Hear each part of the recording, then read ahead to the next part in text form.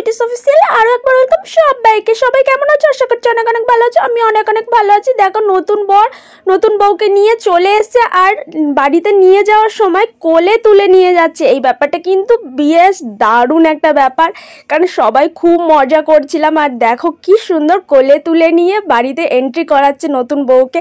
এই ব্যাপারটা কিন্তু দারুণ হয়েছে, আমার তো ভীষণ ভালো লাগে এই ব্যাপারটা। তারপরে দেখো এখানে বর আর বউকে বরণ করা চলছে, দেখতেই পাচ্ছ। বরণ করেই তারপরে বাড়িতে ঢোকাতে হয়, সেই জন্য এখন বরণ চলছে। কি সুন্দর দেখতে পাচ্ছ। এখানে আমার মাও রয়েছে, কারণ মা হয়েছিল এও, সেই জন্য মাও ছিল। দেখো এখানে সুন্দর করে এখন নতুন বর বউকে বরণ করা হচ্ছে। ওদের আস্তে আস্তে প্রায় 4টে বেজে গেছে।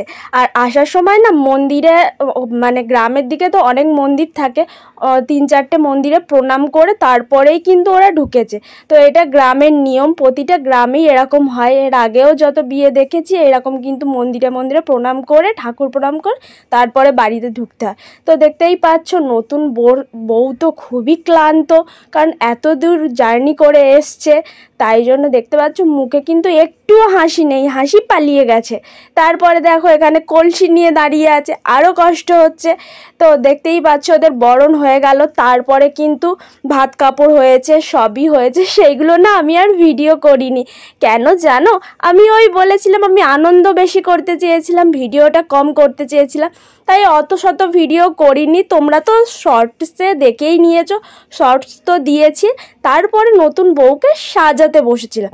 আরে বাবা, এইটাই তো বড় কাজ। তোমরা তো জানো আমি কিন্তু প্রপারলি মেকআপ আর্টিস্ট নই, কারণ আমি সাজাতে পারি ঠিকই, কিন্তু প্রপারলি আমি মেকআপের কাজ শিখিনি। বাট আমি নর্মালি যতটা সাজাতে পারি সাজিয়ে দিতে পারি। তা বলে এই ধরো যারা রিসেপশানে বসবে নতুন বউ, এইরকম সাজটা আমি অতটা সাজাতে পারি না। মানে আমি অত হেভি মেকআপ করি, বাট সেইভাবে তো অত পার্সোনালি ভালো করে সুন্দর করে সাজাতে পারি না, আমি নর্মালি সাজাতে পারি। তো এইটা আমার দায়িত্বে পড়েছিল, যে বলা হয়েছিল নতুন বউটাকে সাজিয়ে দিতে। তো খাওয়া দাওয়া করে মানে এত ঘুম পাচ্ছিল, খুবই ক্লান্ত, সেই জন্য আর পারছিলাম না যে সাজাতে। চোখ দিয়ে খালি জল আসছিল, কিন্তু আমাকে দায়িত্ব দিয়েছে, আমাকে তো সাজাতেই হবে। তাই বসে পড়েছি খাওয়া দাওয়া করে নতুন বউকে সাজাতে। কারণ তারপরে তো আমি রেডি হব, বুঝতেই পারছো কত মাথায় চাপ। আমার নিজের রেডি হওয়াটা বেশি চাপ, তাই জন্য দেখতেই পাচ্ছ এখানে টুকটুক করে সাজিয়ে ফেলছি, তাড়াতাড়ি বসে গেছি সাজাতে, দেখতেই পাচ্ছ। আর আমার খুব কষ্ট হচ্ছিল, কারণ চোখ দিয়ে প্রচুর জল আসছিল, শরীরটা খুবই ক্লান্ত, দেখতেই পাচ্ছ। সেই অবস্থায় কিন্তু নতুন বউটাকে সাজাচ্ছিলাম। তো দেখতেই পাচ্ছ সাজানো গোছানো চলছে। আর আমি বারবার পিসিকে জিজ্ঞাসা করছিলাম, যে পিসি পাশে বসে আছে, যে ঠিক আছে তো, ঠিক আছে তো। দেখো এইভাবে তো কাউকে সাজাইনি, এমনি নর্মালি সাজিয়েছি, নিজে সেজেছি, বাট এইভাবে তো সাজাইনি। তাই একটু ভয় লাগছিল যে পারবো কি পারবো না, বাট তাও মনে সাহস নিয়ে আমি যতটা পারি আমি সেই মতনই সাজাচ্ছিলাম। কারণ সত্যি বলতে গেলে আমি তোমাদের প্রথমেই বললাম আমি কোনো মেকআপ আর্টিস্ট নই, বাট আমার নিজের হওয়ার ইচ্ছা আছে।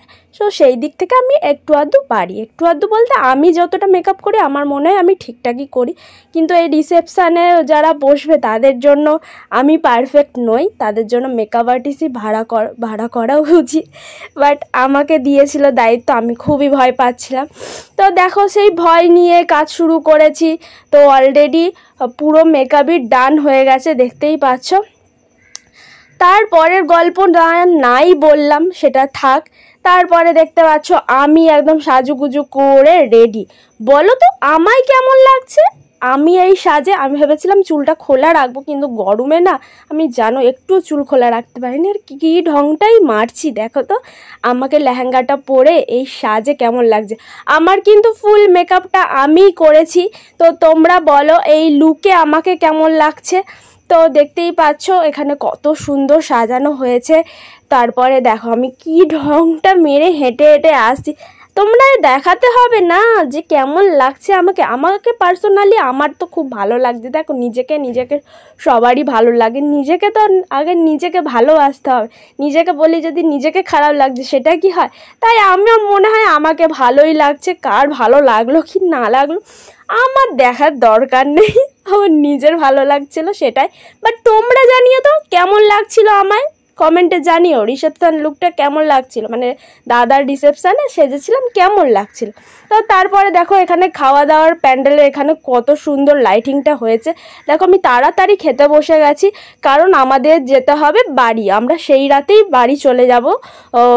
দাদু মানে গাড়ি নিয়ে চলে এসেছে, তাই জন্য তাড়াতাড়ি খেতে বসে গেছি। তাই তোমাদের দেখাচ্ছিলাম, দেখো প্লেট নিয়ে বসে পড়েছি তাই খেতে।